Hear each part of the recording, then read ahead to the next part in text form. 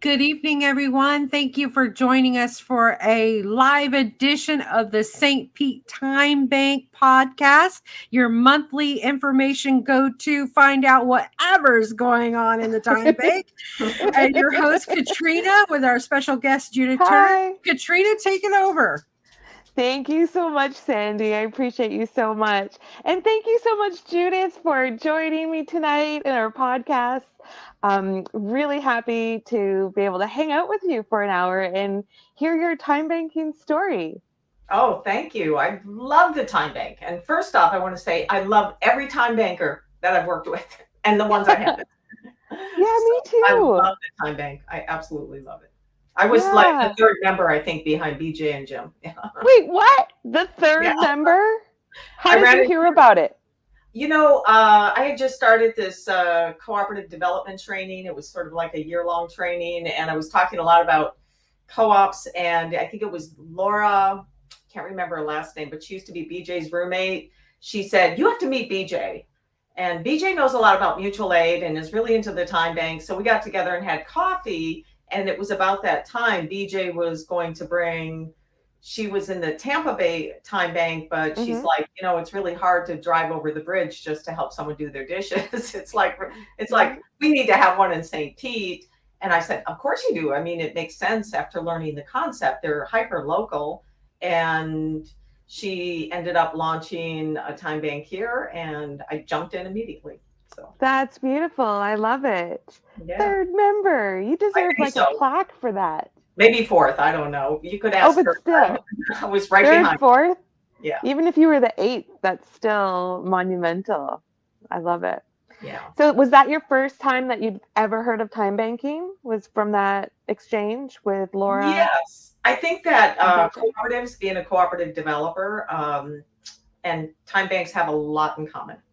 So, and I thought, okay, people, like, I'm a licensed building contractor. I had a business at the time. I had just sort of shut it down during the lockdowns last year.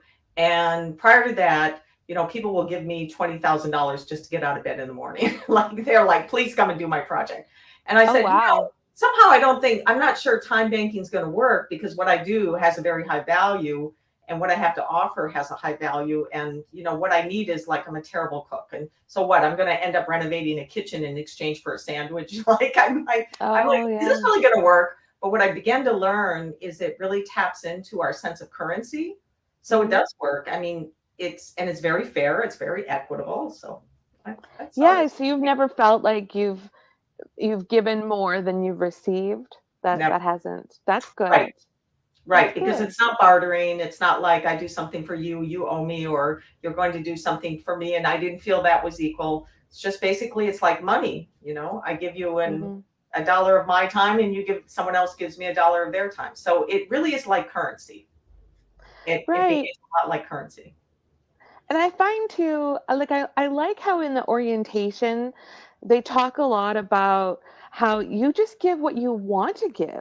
Like, you'll never be obligated to give more of yourself than you want to. Like, if you like me, for example, I make a lot of PowerPoints in my day job. And if I hated making PowerPoints, then I would not offer that in the time bank as a service. I would not do that in the time bank as a service. It's completely voluntary and the type of things that you want to do. So exactly. I think that helps balance it. It does. Actually, talking about PowerPoints, I remember I think it was my second exchange on the time bank was with you. You had asked for some help with a PowerPoint of a training for a class that you delivered on the time bank. It was about the time bank. Yeah. Which was like 3 years ago. Exactly.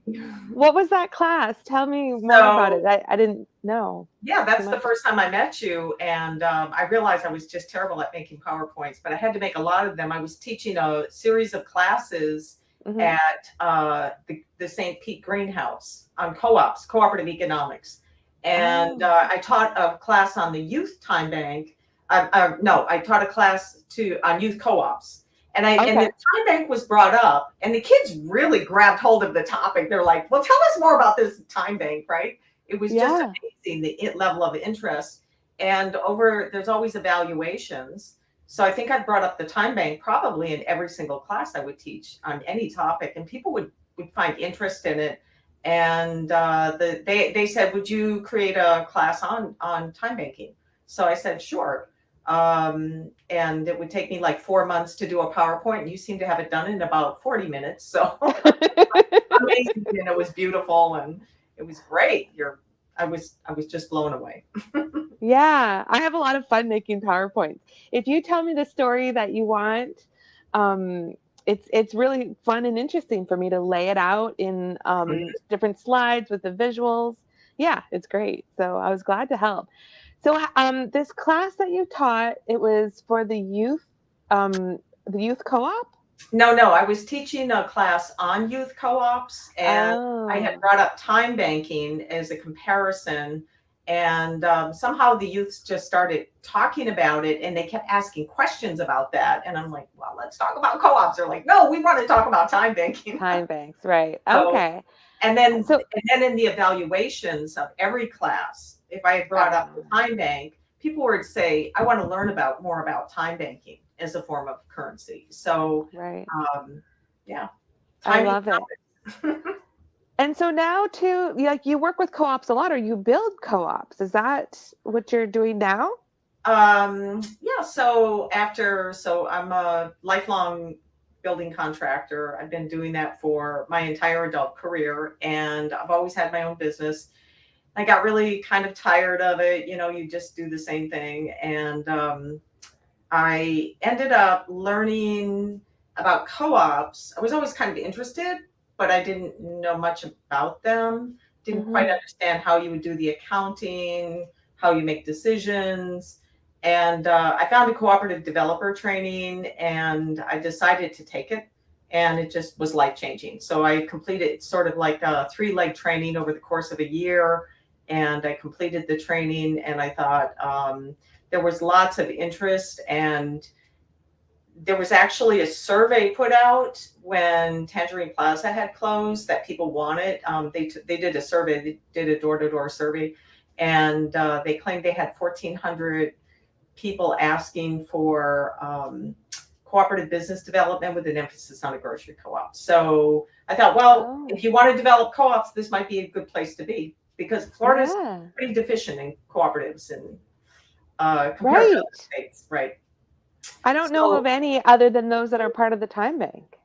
Well, we have once you begin to understand the different types of co-ops, so there's the consumer co-ops, which consist of your grocery co-ops, your credit unions, housing co-ops are considered consumer. However, they're subcategorized because there are about 1.5 million of them in the U.S. And then there are 29,000 other consumer co-ops, including credit unions. So you just sort of parse that out a little bit. You have the producer marketing co-ops, where that's very common in agriculture. So we have actually 19 producer marketing co-ops in the state of Florida. And that's where, let's say you and I grow oranges, and we have our own farms and our own businesses, and we're really good at that, but we're really terrible at getting them into the stores. So we and other farmers would get together, and we would form a business. And our businesses would be the owner of that business. And then we would get our products delivered and marketed at cost, as opposed to a middleman coming in and lowballing and buying our oranges for really low and then trying to make a profit on the resale. You own this business that delivers your product for cost. So you don't pay that markup. So it's more favorable to the farmers. And that's a co-op as well. I had no idea. I didn't know that it could be. My idea of a co-op was always like a grocery store, and you have to pay an annual fee to be a member, and then you can shop there. No, even the annual fee is not part of being a co-op. So if you've ever heard of Organic Valley, the milk and the big box grocery stores, they are the largest co-op in the world. Ocean Spray is a co-op. Land O'Lakes is a co-op. So very big names in agriculture are cooperatives. So you can come together, and they're usually created out of a need. So farmers need to cut costs. They're kind of driven down, so they do that. Then the third model is a shared service. And this is typically restaurants. McDonald's has a shared service cooperative. So if you buy a franchise, they immediately tell you to buy in the shared service co-op. Ace Hardware is a shared service co-op. What? So What? that's where businesses get together and they form a business. So let's say you have your business, I have my business, and we need to do purchasing. So if I buy into this cooperative purchasing co-op, we can get things at a higher discount because we have higher volume. Okay, because we're doing it together and we own the business, so there's no, like you said, middleman getting making a profit off of our stuff. Our own business is making the profit. Right. And your business actually, if so let's say we do our purchases and then we leave like a percentage. Let's say I just leave 30% in there at the end of the year. If we have a surplus, it would be either distributed back to the businesses, or we could vote, well, let's expand, let's hire more people, let's buy more equipment, let's get a warehouse. So we can decide to do with that surplus, or it would be distributed back. But there is technically no profit. So they're not nonprofits. Oh, right. But they operate at cost. And really the IRS says that's okay because the farmer, the individual business owner is going to realize higher profits you're going to realize a higher profit in your own business. Right. So the co-op doesn't need to show a profit because the IRS says, well, you as a business owner is going to have a higher profit because you're saving money on your purchases. So we can get our taxes that way. So they're allowed to operate at cost. And so but there has to be an economic benefit. And then probably the most common is the worker-owned co-op. Yes, that's the one I think of. There are only about maybe 700 or 800 of them, and it's risen dramatically in the last few years from about 500. I find people in the U.S., they don't like working together very well. You know, we've been raised to be kind of stubborn and independent, and we don't always work well together, so those are tough. But that's where the individual workers own the business. Now, if you come to work, let's say I'm a owner of a worker co-op, right? And you're hired to come and work with our company. You wouldn't necessarily be an owner right away. So there are 7 principles in co-ops, and one is they have to be voluntary. So at one of our conferences, we had made a visit to Ismuth Engineering in Madison, Wisconsin. Now, this is probably the most established, most well-known worker-owned co-op in the country. They've been around since the 70s. They do robotics. I mean, you go in their factory, you think you're in a science fiction movie. It's just amazing. And they had, I think at the time, they said they had 64 employees and 32 members. Only 50% wanted to be owners, workers. So you have to think in a worker co-op, you have your workers cap. And then when you got to go to the board meeting, you put on your owner's cap. So there's 2 hats. There's 2 roles you play. And not everybody wants to own a business. They're like, that sounds like a lot of work. I'm just happy answering phones and being treated well. Like, I don't want to own a business. So that was shocking to me because I thought everybody would want to own a co-op, but they really don't. So I think that's all right. You know, that's why they must be voluntary. So these 7 international principles, they were established they're called the Rochdale principles. They were established in the middle 1800s. And, you know, it's interesting, right about the time that the capitalism was evolving, you know, Marxism was evolving in the middle 1800s. And so were co-ops. So co-ops have always been around. But I would say, you know, the Western economic form of the cooperative we understand today, these 3 schools of thought on economics evolved right about the same time. I had no idea. Co-ops were around, but they were failing. And this was in England. This was in Rochdale, England. And, you know, income inequality was horrendous. And so this group of the Rochdale, they call it the Rochdale principles, they got together and they said, well, what's going wrong with co-ops and how can we write these principles? And they came up with these 7 principles. And they find if you adhere to these principles, now there's no co-op cops.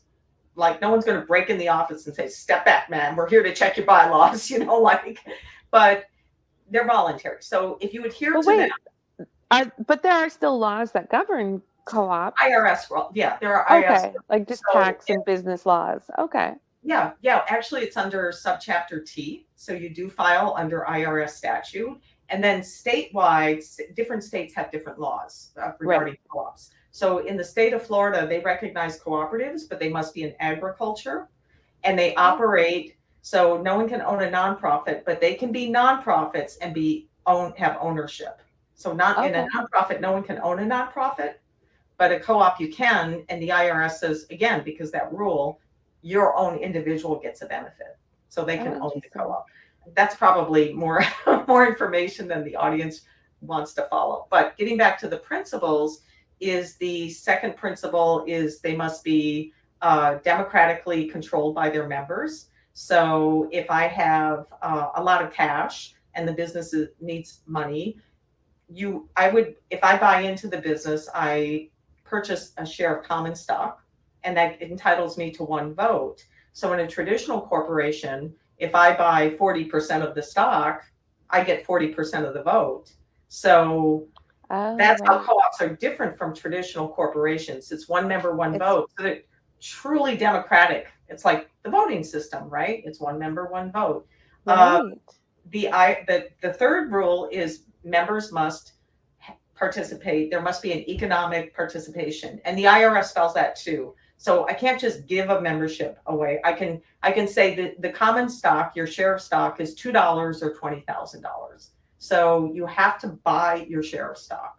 So there must be a buy-in, and the IRS requires that too if you're going to classify yourself as a cooperative. They have to be autonomous and independent.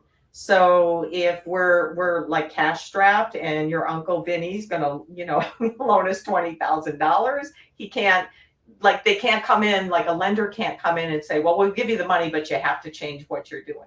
So they must be controlled by the owners and the members, and you cannot allow other people outsiders, non-owners, to control the decisions of the corporations.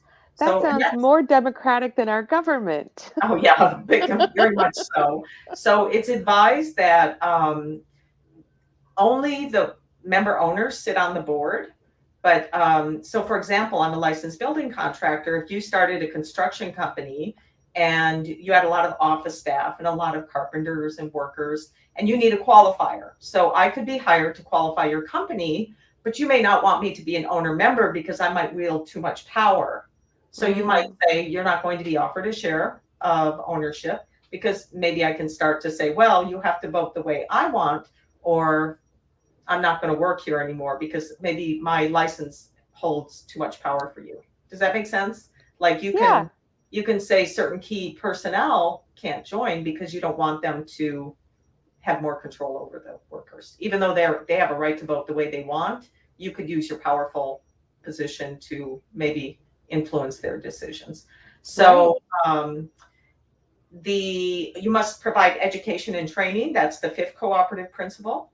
So every conference I attend, we always do these tours, and every co-op should have an education person, and they function on two levels. So we come and we say, tell us about your co-op. We want to hear, like, what kind is it? How long has it been around? How does it serve the community? And then the other thing is you should educate your members. So I always think of it this way.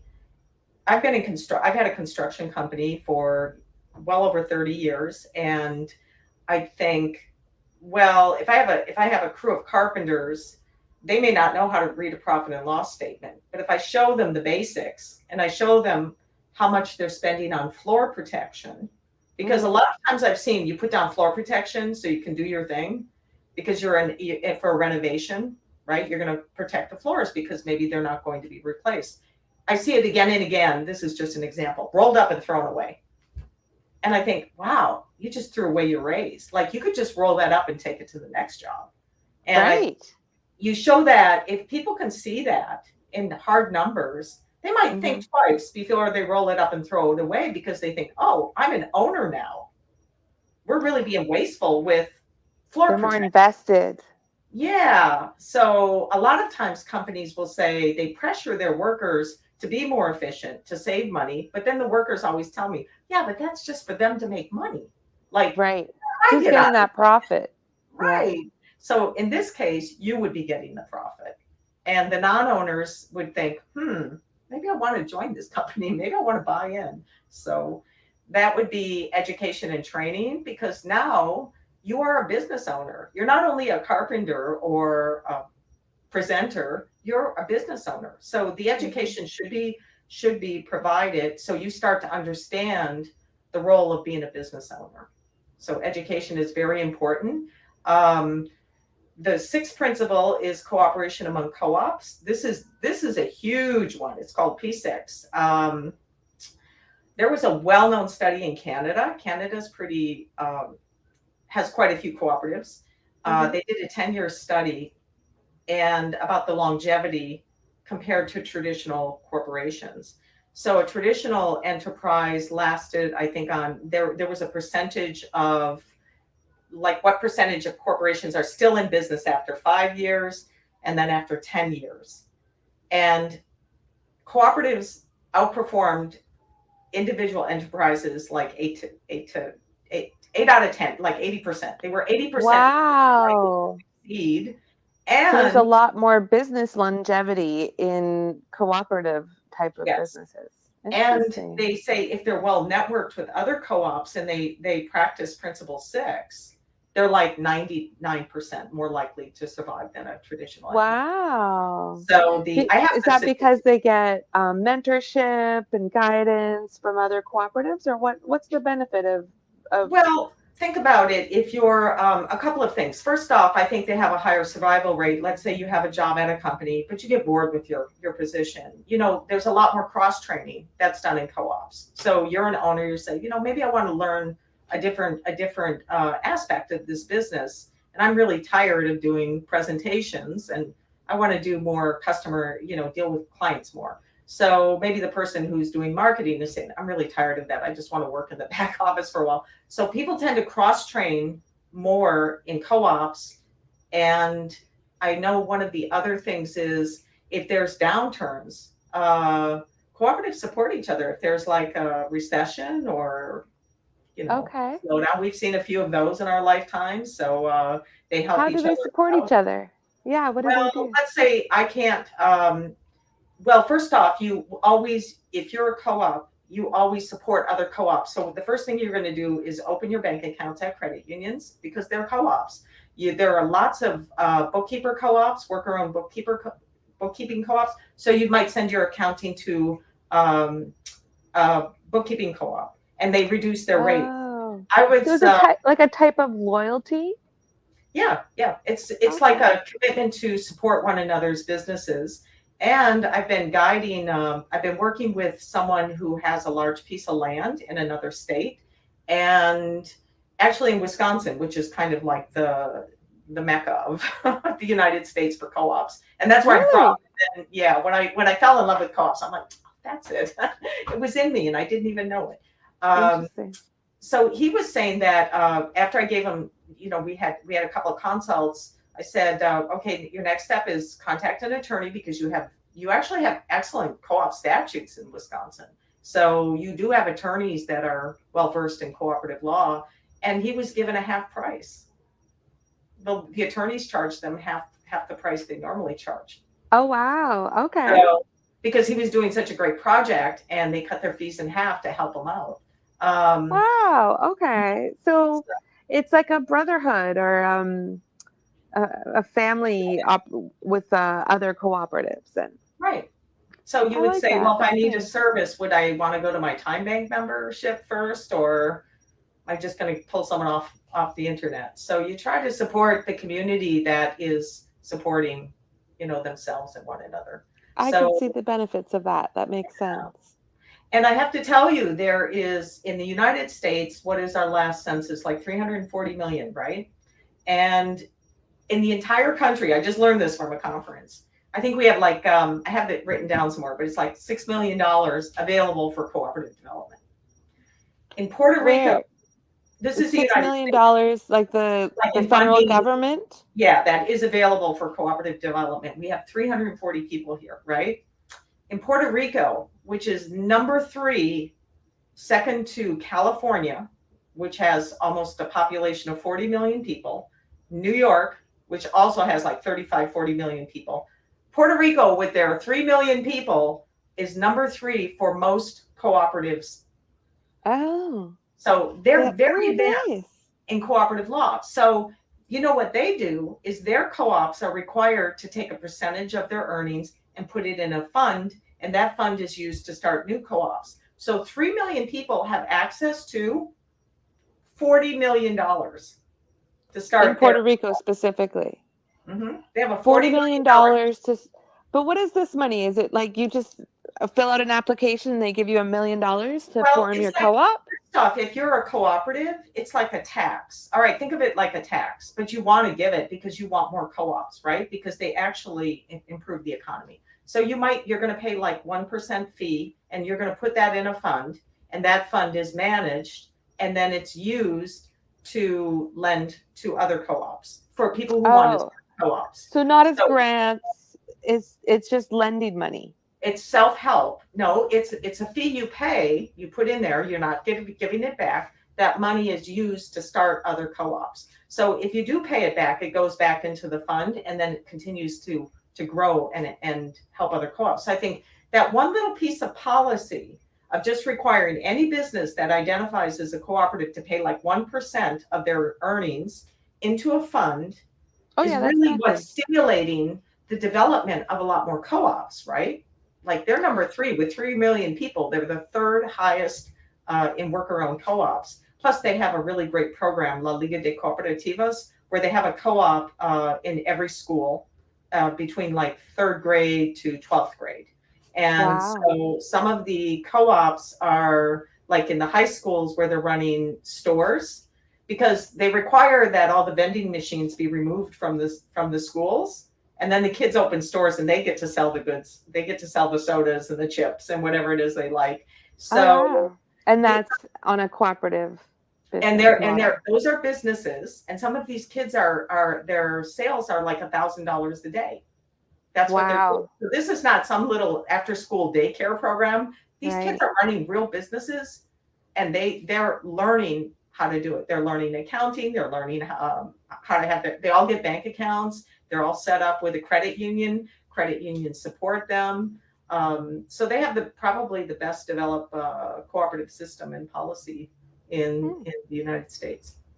So I want to talk more about that. You said $40 million. So Puerto Ricans have $40 million available to them for co-ops. What does that mean?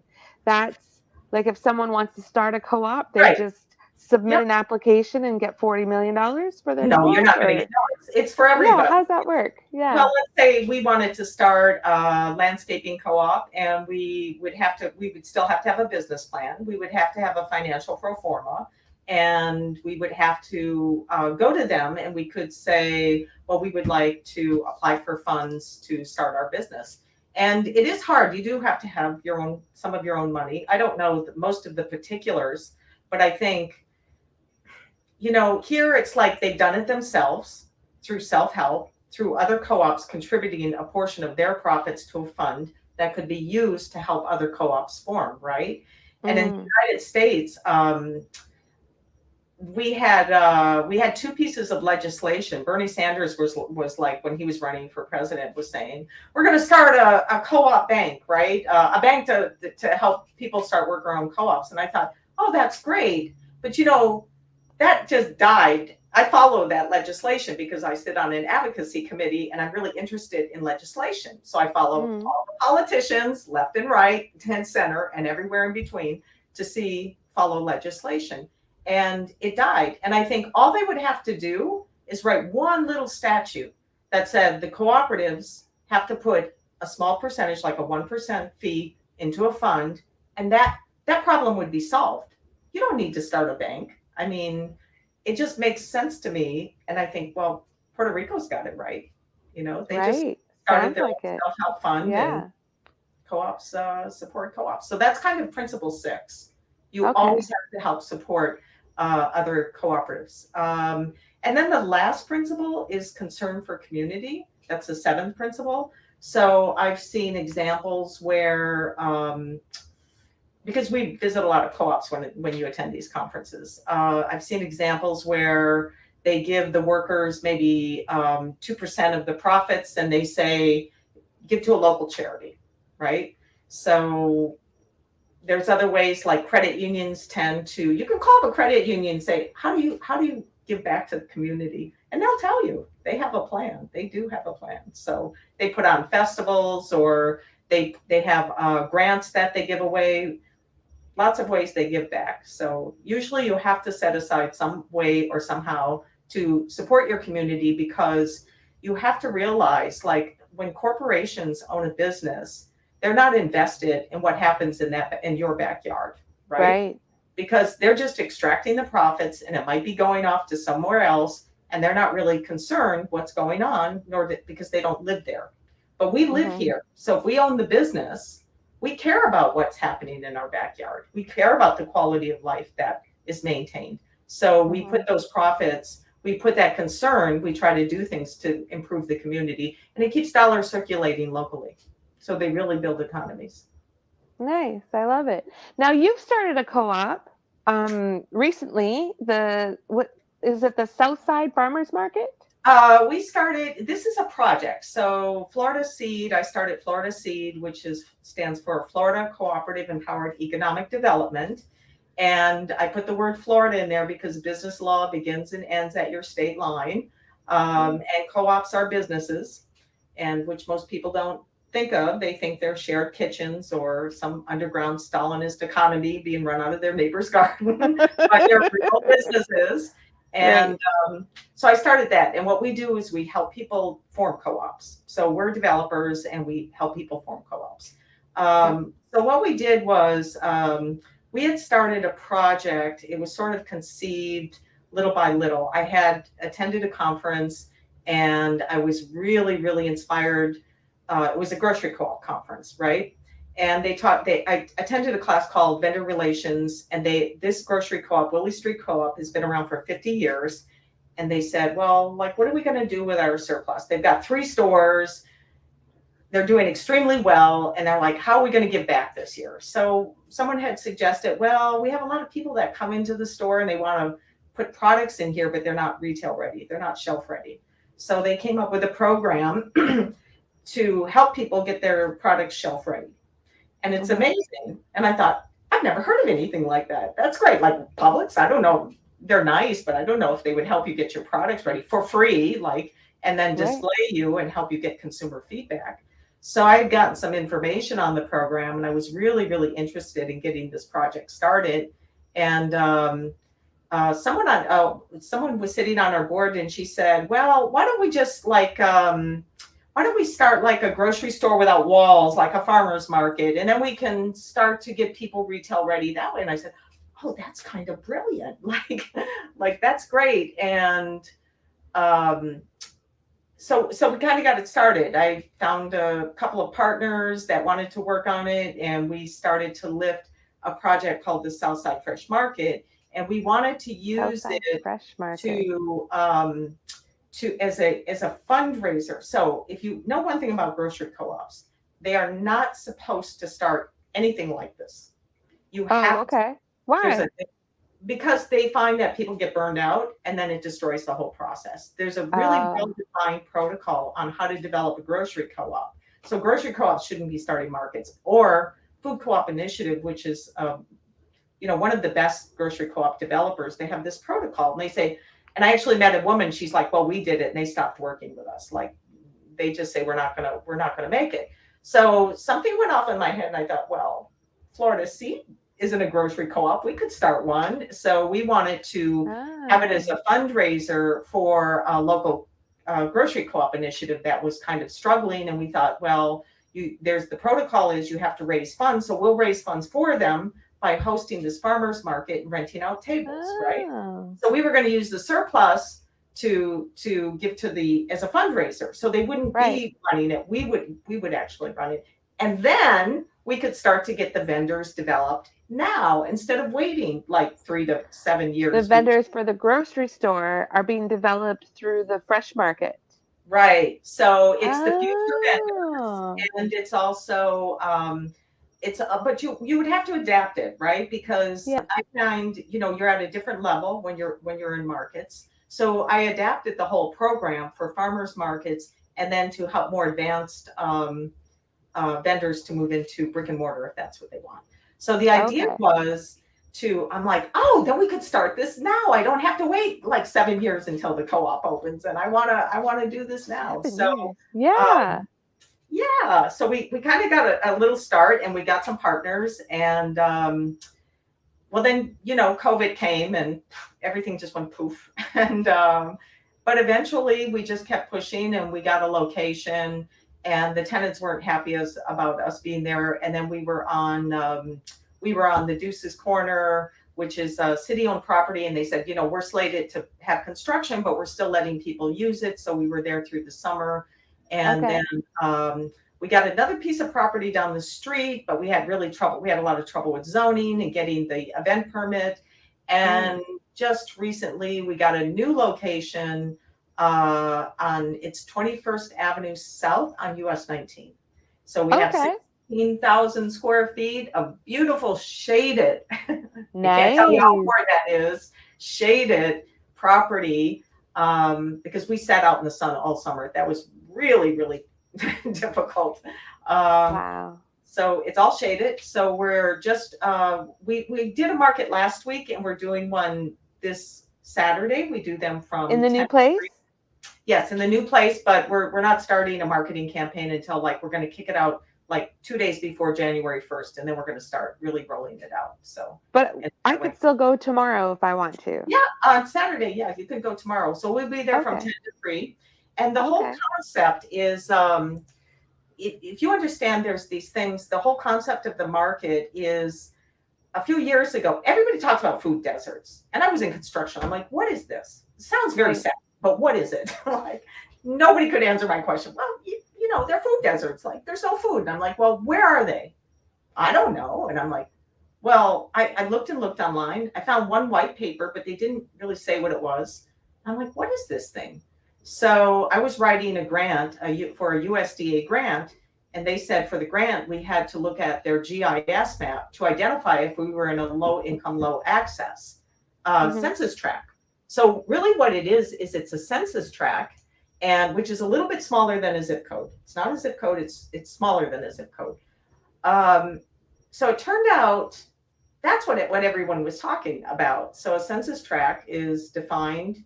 So they're low income, low access. They said we don't want to use this word food desert anymore because one, deserts are a naturally occurring thing, and low access to food is not a naturally occurring thing. Yeah. So what the identifiers are is if you narrow it down, it's low access to to public transportation. They're low car ownership. So the neighborhood I live in actually has the lowest car ownership in the county. It's low individual income and low household income. So 80% or below the medium income is what low is identified as. And then you are more than either 50% of the census tract. So a census tract roughly is about, let's see if there's 25, 5, 10, about 3,000 to 4,000 people on average are in census tracts, right?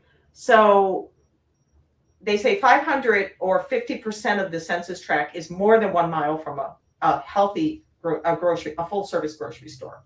So that means a whole lot of people do not have access to a healthy food, nor do they have cars, right? So they're eating like fast food because that's what's close. They can't get to a grocery store. Mini marts. Okay.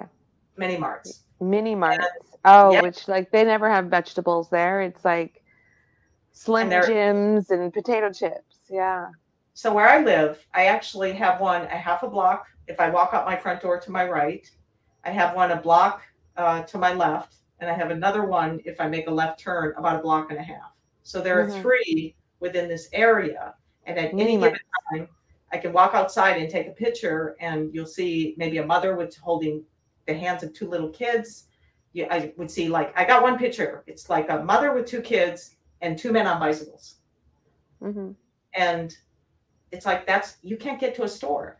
And if you Right. can, you have low access to public transportation. So, and if you do get on a bus, you can't buy any frozen food. Like your ice cream's going to be melted, your meats are going to be melted. Like Right. if it takes you like 2 hours to get home, it's Our just bus really system here is horrible. It's really slow. The rides are really long to get just a short distance. It's ridiculous. and it's even worse in these census tracts if they're identified. So you can click on any tract, and in this, so we have 7 of them. We're in South St. Pete. 7. 7 food deserts? Yes. Okay.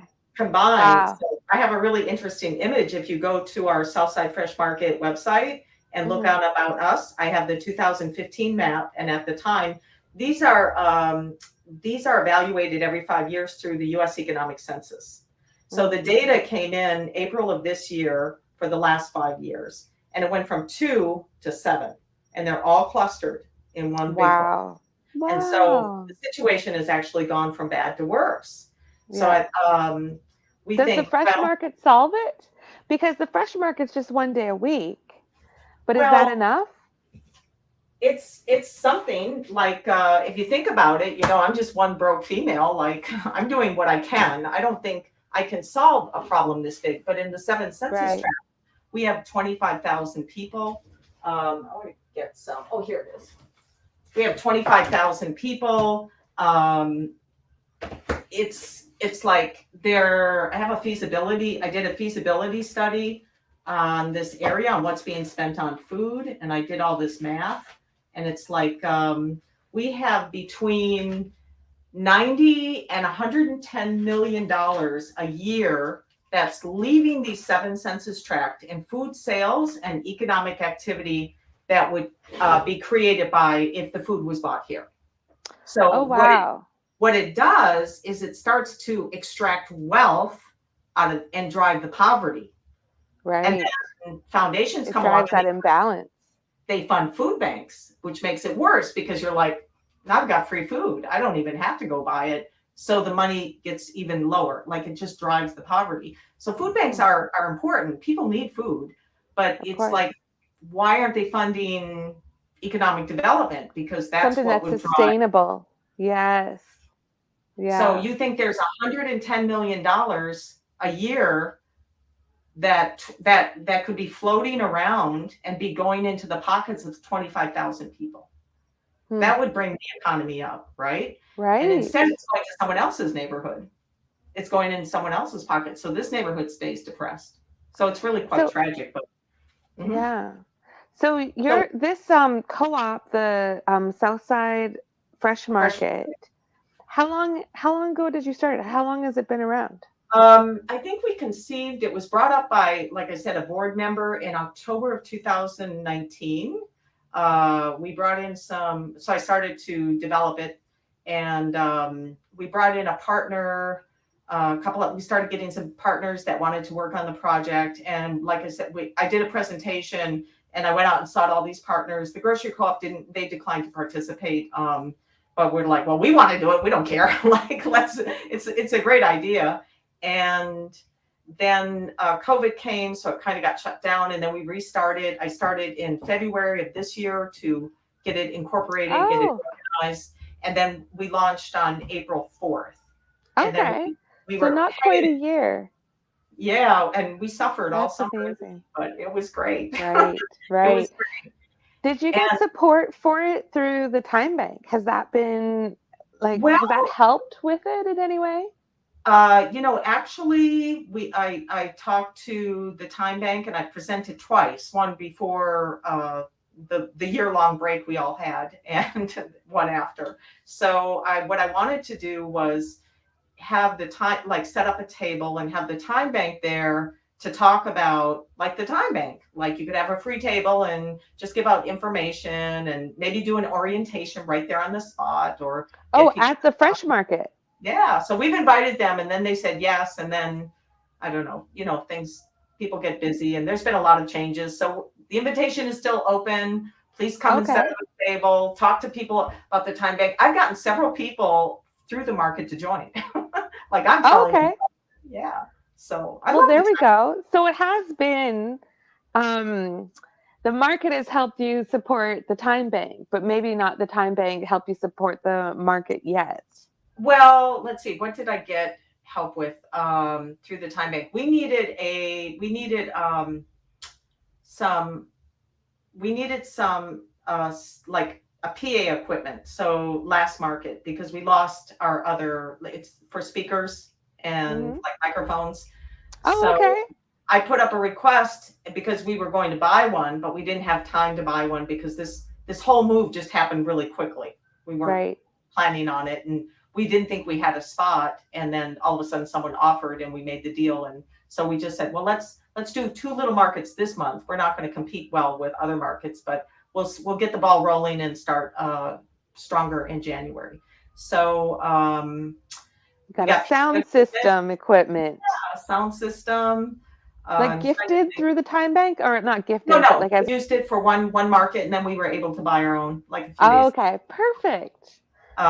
Paper cutter. I told you, Oh yeah. we had just invested a lot of money in cards and material, and then our address changed. So we decided we just cut off the address on the bottom of the card until we can get new Nice. ones.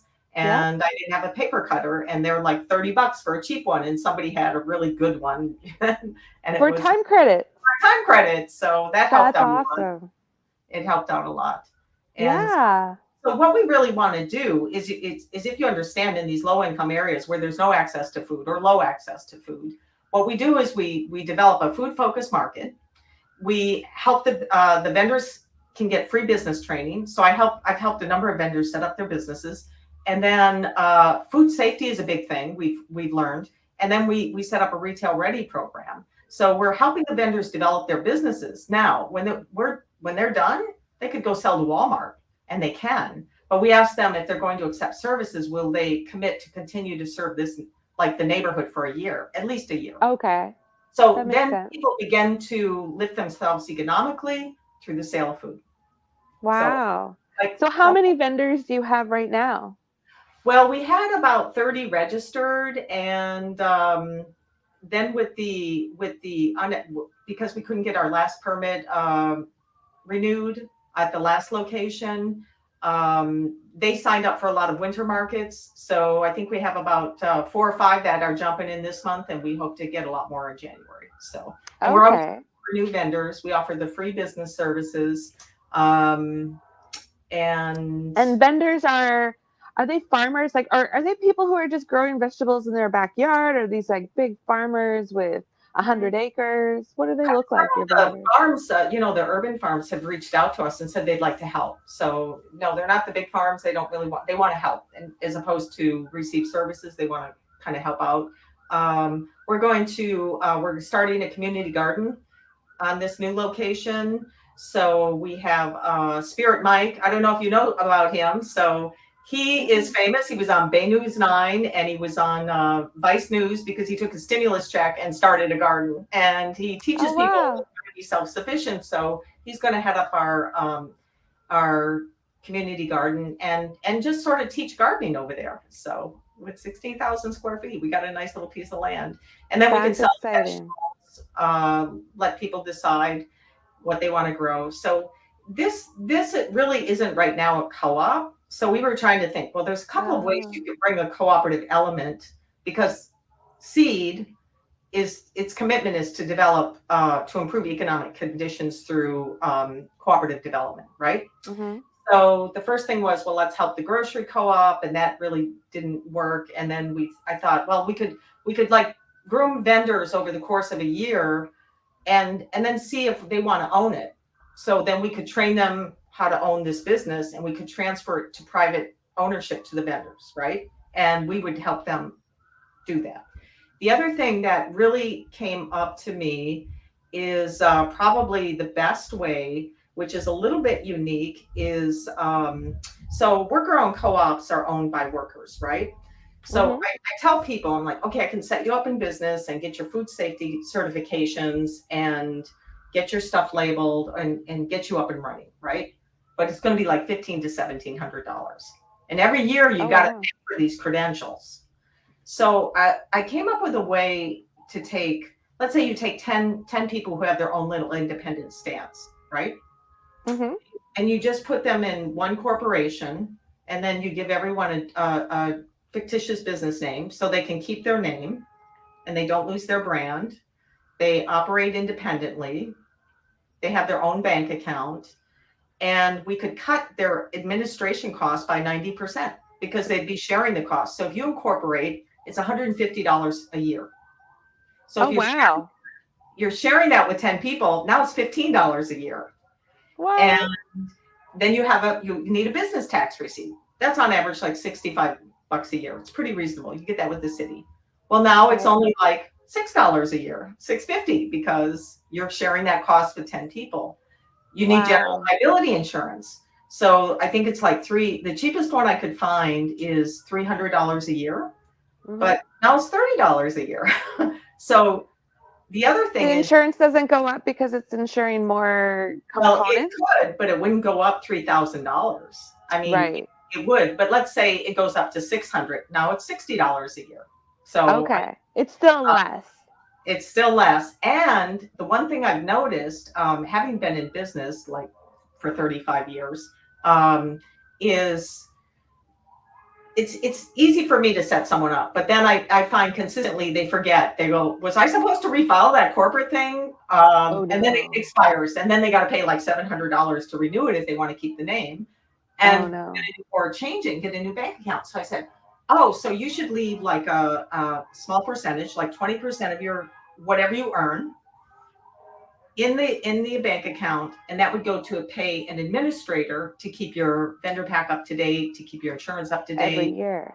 Yeah, if you want to market at another farmer's market, they're going to say, send us your insurance certificate. So that person would be there to send it out, keep you current. There's you need a license to sell at markets from Department of Business and Professional Regulations. That's $450 a year per person.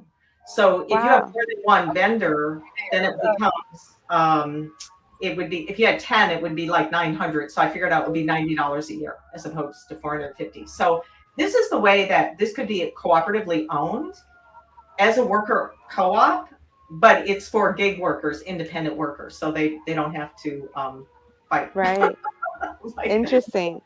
So we got someone joining us, it looks like. St. Pete Timebank. We've got Sandy who introduced us, and St. Pete Timebank.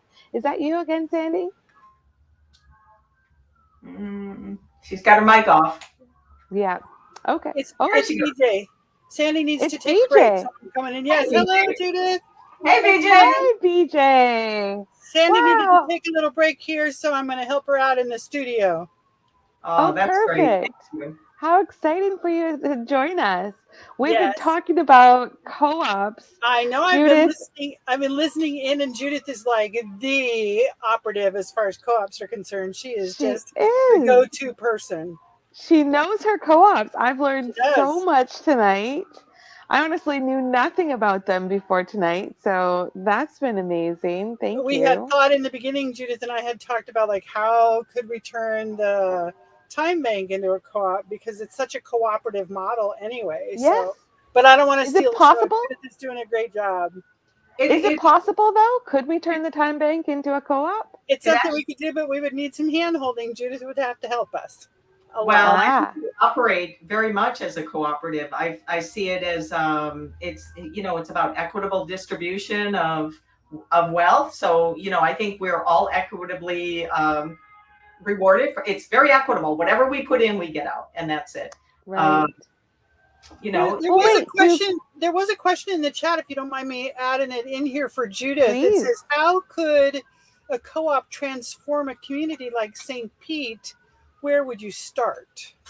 Well, that's a good question. I had advocated to the city for 3 years because the SEIU union had 1,400 surveys asking for cooperative business development. So I presented 2 new business items. One was for how limited equity housing co-ops can create affordable housing. And then I did another one, why they should fund cooperative business development. So there's 2 ways. So I'm going to give you the brief examples, because people are at City Hall right now screaming about affordable housing. I'm like, I gave you the answer 3 years ago, but Anyway, the first thing was I was approached. There was a new ordinance that restaurants could not use plastic straws. And everybody was coming together, the restaurants, the small business, like we have a lot of small business here. And they had to compete with the large businesses. And they said, these non-plastic straws are expensive. And what can we do? Yeah. And they went to the city, and the city's like, well, talk to Judith. So I had attended, and a provider had attended. And we talked about how a cooperative, they could do joint purchases, but they should think beyond that, because they could buy the more expensive straws, but in higher volume, so it would cut the cost. I said, but think outside of that. What if you need labor and your one of your other member owners is slow, and that you could share labor. You could buy insurance together, and you'd be buying in a larger volume, and you could get cheaper insurance. So again, it goes back to that shared concept. What about buying napkins? What about buying kitchen supplies? And if you're buying in a higher volume, you could lower the cost. So they love the idea. And in fact, the woman that kind of brought the group together just said, I really understand the mind of the small business, and this is really what we need, but we don't have any money to pull it together. And I said, well, I tried. That's the way to do it. Had the city opted to fund it, that would have been a perfect project to support. Mm-hmm. And at the time, I think they said there were like 5,000 small restaurants in St. Pete, or 1,800 food trucks, and like 3,000 restaurants. So it was quite a few people that could have benefited. The other thing is limited equity housing co-ops. I taught a couple of classes on that. So at the time, this was just two or 3 years ago, this realtor calls me up. He's like, he was a smart realtor too. And there are lots of housing co-ops in St. Pete. They can be market value or limited equity. So limited equity means if you get to buy in for, let's say you get to get a 2-bedroom apartment condo for $100,000, you can't go, great, I'm going to sell this for $500,000 because St. Pete's gone up. You can only sell it for what you paid for it. And maybe the bylaws would allow you to mark it up and take a 2% profit every year that you're there. So if you're there 10 years, you get like 20%. It depends on the bylaws. They might allow you to mark it up, and that surplus would have to go back to the co-op. So the reason they don't want you to mark it up is they want you to create affordable housing in perpetuity. So it could go up. I think a lot of people would resist that, though. I think everyone wants to sell their house for a lot more money than they paid for it. But that's why we're in the predicament we're in, because we have modified our homes to the point we're pricing ourselves out of our house. Right. I feel like a lot of that's because of like the large condos being built. Like there's investors, so many investors. It's not just the regular person who wants to upgrade their house. Well, I think, we've just sort of been conditioned to see our house as a bank account.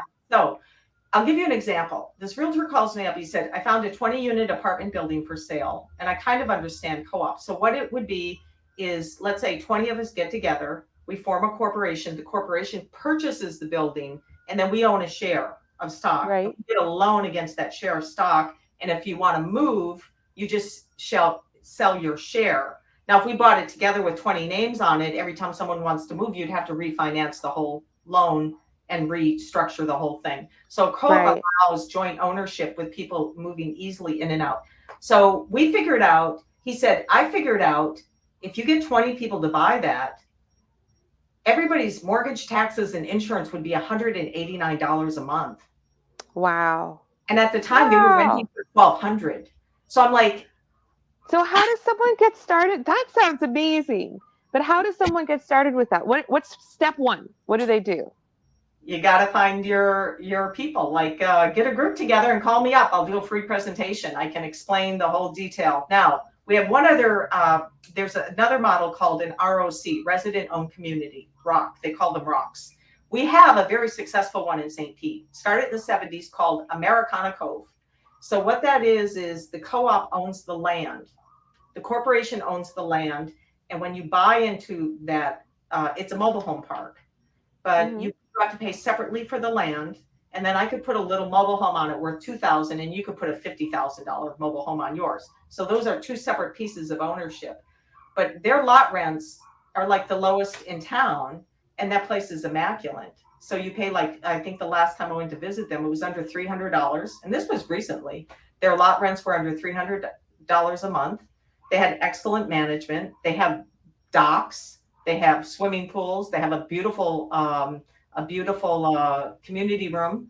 And because their expenses are less, they're able to hire people to manage all of this better. Is that it? They operate at cost, because if you own it privately, you're going to go, I want $900 a month lot rent, and I'm not going to keep that place well maintained. Like, I've seen that again and again, because I looked really hard at mobile home parks. And so that's called a resident. You're not going to believe this, Judith. You're actually what? I'm actually staying in a resident-owned community. I'm staying in a resident-owned community down in Vero Beach, Florida. And guess how much the owners paid for lot rent? Tell us. $160. Rest my case. In Vero Beach. In Vero Beach. Wow. Yep. That's amazing. Is it Lido Beach or Vero Beach? That little. Right. Vero Beach. Vero. Okay. Vero, the owner. Beach. I'm Lido. not paying that much because I'm renting an RV lot. Yeah, I'm renting an RV lot that rents for like $850 a month. But it's here and it works. Yeah, that's amazing. Because you're renting from your own corporation, so you don't need to make a profit off yourself. That corporation's operating at cost, and the savings goes back in your pocket. So when the IRS says to qualify as a cooperative, there has to be an economic participation, a buy-in, and there has to be an economic benefit. And the benefit is you have more money in your pocket, right?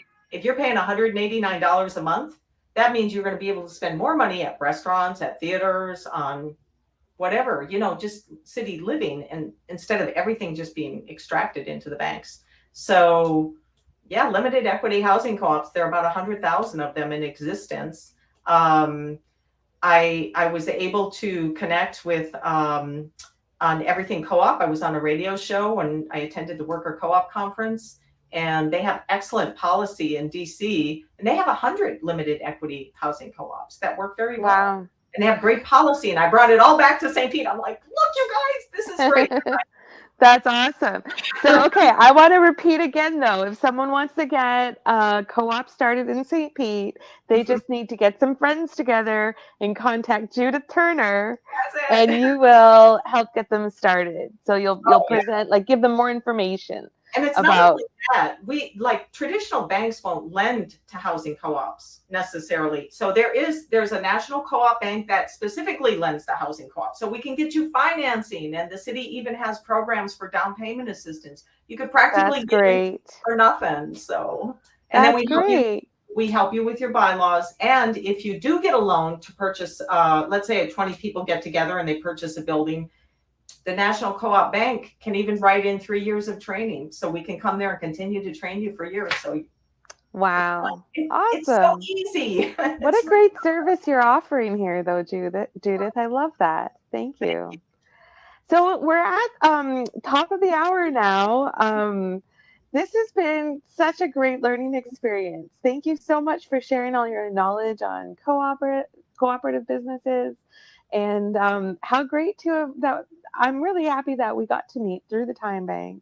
Yes. Had some wonderful exchanges with you, and it's lovely to hear your time banking story.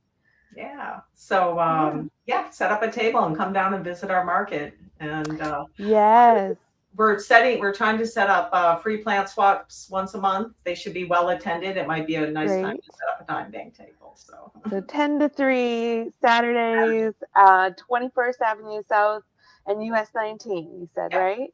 Yeah. Which would be about 34th Street. Yeah. Awesome. I'm going to try and make it out tomorrow. It sounds wonderful. Yeah. Yeah. Well, Katrina, thank you so much, who's going to be your guest? Who's going to be your guest next month? I don't know. Yeah. Okay. I don't know. Alrighty. We'll have to talk about that offline. We'll have to talk about that one. All right. I forgot that this was only an hour broadcast. So like you said, we are at the top of the hour. So we're going to go ahead and shut this down. Judith, thank you so much. You are always so informative and so helpful with information. Such a valued member of our Timebank since 2017, if I remember Right. And we really appreciate you being here. Katrina, thank you for giving your time and hosting this broadcast and helping keeping it alive and going on. Oh, you're welcome, BJ. Thank you. Thanks for popping in to help us manage the podcast. This has been a great time. I'll tune in. We'll be making notices on who's going to be our next month guest from the Time Bank. Thanks, y'all. Good night. Thank you. Bye, everyone. Thanks for listening.